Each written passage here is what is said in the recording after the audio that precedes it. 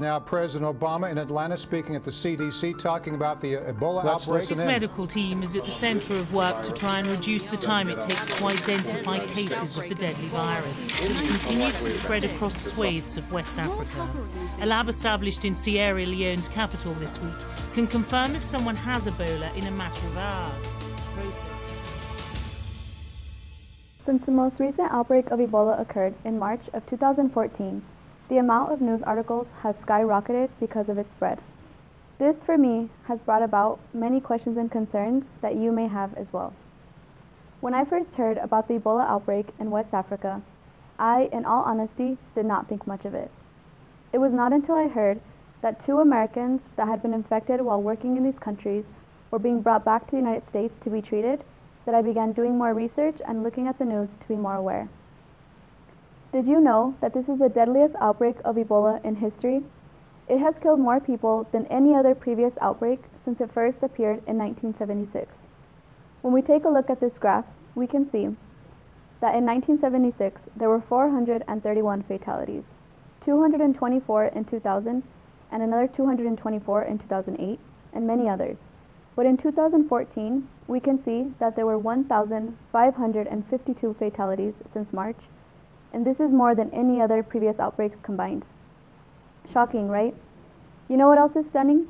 That in 1994, Laurie Garrett published a New York Times bestseller called The Coming Plague that talked all about Ebola and the precautions we must take.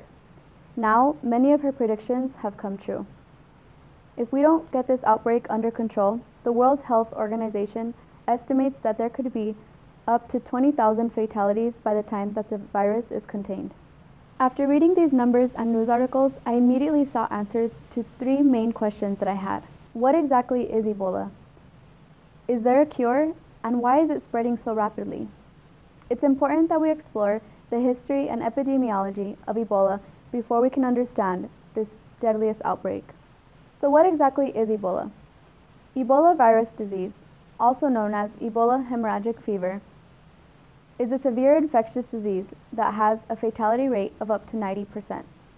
Its symptoms include a sudden onset of fever, headache, muscle pains, weakness, and sore throat, followed by diarrhea, vomiting, internal and external bleeding. Ebola first appeared in 1976 in parts of Africa near the Ebola River, from which the disease got its name. The virus is believed to be transmitted from wild animals and spread through human-to-human contact with blood, bodily fluids, or secretions from an infected person. The symptoms and fatality rate were also stunning pieces of news that I had discovered, and this made me begin to wonder if there was a cure for Ebola. Currently, there is no cure for Ebola. There are no vaccinations, but there are many laboratories that are trying to come up with a cure or any means to help alleviate the disease. For example, at Arizona State University, Dr. Charles Arnson was a leading researcher behind the experimental drug called ZMapp that was used to help treat the 2 Americans. Though we are not able to say that the drug was solely responsible for helping cure the Americans, it was definitely a huge milestone. And although there was some success behind this experimental drug, there is still no definite cure or vaccine for Ebola. Dr. Zell McGee, adjunct professor of internal medicine and infectious disease at University of North Carolina at Chapel Hill, helps answer my question of why finding a cure may be so difficult right now. Are drugs medicine against Ebola virus, against some virus, but we're not certain about which ones work Ebola virus? You see, it's extremely difficult to test the susceptibility of Ebola virus to a drug without all of these high security measures. I see.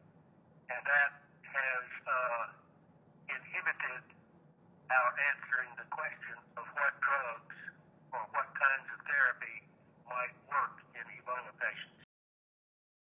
So if Ebola virus has approximately a 90% fatality rate and there is no cure, this must be contributing as to why it's spreading so rapidly. Where and how fast is it spreading, and what are other contributing factors? The numbers are constantly changing, but if we start by taking a look at this map, we can see the locations of the spread of Ebola in West Africa. The rapid increase of cases and worse of deaths is frightening. Aside from there being no cure, we must look into these communities and see what may be going on in these locations. While beginning this research, the most shocking insight that I had was that many people in these infected countries, such as Liberia, did not even believe that Ebola existed and was an actual threat. Ebola, Ebola, don't touch your friend. Do you guys ever worry about Ebola? Do you think that's real? No. The government said nobody should eat bushmeat. If Ebola was here, a lot of people would be dead. Ebola, no Ebola in Liberia. Then, when many people began feeling the repercussions of the disease because of all the deaths, they may have begun to believe it existed, but they began to develop thoughts of conspiracy, lies, and controversies. This is where the factor of mistrust between the civilians and outside countries set into play that has greatly contributed to its spread as well. Many began to think that the aid workers and any other outside help were the people bringing the virus into their countries. Or they thought that these were conspiracy theories from other outside countries. This then caused riots against aid workers and any outside help to keep them out of their communities. To add even more onto the difficulties of this rapid spread, traditional burial rituals put many people in close contact with the infected bodies and put many people at high risk of contracting the disease. Dr. Garcia touches on how we can approach these problems within these communities to try and debunk these myths. A lot of what we do in terms of health education, health promotion, communications, is about kind of debunking myths and trying to understand where people are in terms of their understanding of a disease process and helping them move along, understanding that they may have their own sort of values and beliefs that we do not necessarily want to change. We just want to make sure that the piece that has to do with disease transmission and prevention, that we get those messages across. Right. All of these factors and more have greatly contributed to answering the question of why Ebola has spread so rapidly and so viciously in these areas, leading to the deadliest outbreak in history. So now what? What can we do to help fix this problem? Dr. Garcia again touches on the approaches that we must take and how asking questions is an important first step. I think as consumers, both as individual citizens and as practitioners, I think we have a responsibility to be informed. And that means, it doesn't mean that you always have to have the question, that you always have to have the answers, but it does mean that you have to know how to ask the right questions. Although much of my investigation has brought about many horrific facts about the spread right now, there is light at the end of the tunnel. There have been many actions carried out to help get this outbreak under control. For example, there was a statement released to the civilians of these countries to let them know that Ebola is real. There were also many signs put up by public health officials and other aid workers letting the civilians know of the symptoms of Ebola and ways they can get help. Obama has also issued a large statement saying that there have been 3,000 troops set out to help give aid to these infected areas. These actions and more, such as attempting to decrease these burial rituals that have put so many at high risk of contracting the disease, have made large improvements. There has also been a 3-day quarantine in Sierra Leone to help fight Ebola. These and many other progresses have made improvements and should be noted as well. If we really want to put an end to this horrific outbreak, we must start within the communities and start from the ground up. Communication, building trust, and providing resources for these communities is key. Dr. Malonga Miatudala, former public health specialist from the World Bank, touches on the importance of communication to help stop the spread of Ebola. The only way you deal with that is by talking with people.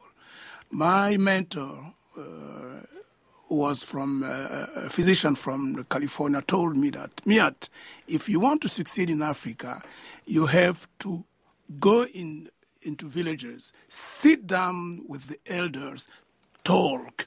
You have to build trust. So unless you build trust, these misinformation are going to stay. So we are going back again to this problem of communication, meaning it's not educating people. It's communicating. It's exchanging ideas. You can start with the information that I have that, okay, this virus was cooked somewhere or it came from God. But when you talk after a while, if you know how to communicate, people are going to change. Just this week, Obama released a statement saying, "It's spiraling out of control. It's spreading faster and exponentially. If the outbreak is not stopped now, we could be looking at hundreds of thousands of people infected." Is there still a possibility of this disease becoming airborne? Am I at any risk of getting Ebola? Can this still turn into a pandemic? All these questions and more remain about this recent deadly outbreak of Ebola. Becoming more aware about it is a continuous process, and the more questions I had and answered, the more questions arose. Although the effort to confine, prevent, and cure Ebola is an ongoing struggle, we must continue to fight this battle. Unfortunately, throughout the production of this video, the amount of news articles, cases, and worse of deaths has continued to skyrocket. For more information, you can visit cdc.gov, World Health Organization, and vox.com. Thank you for watching.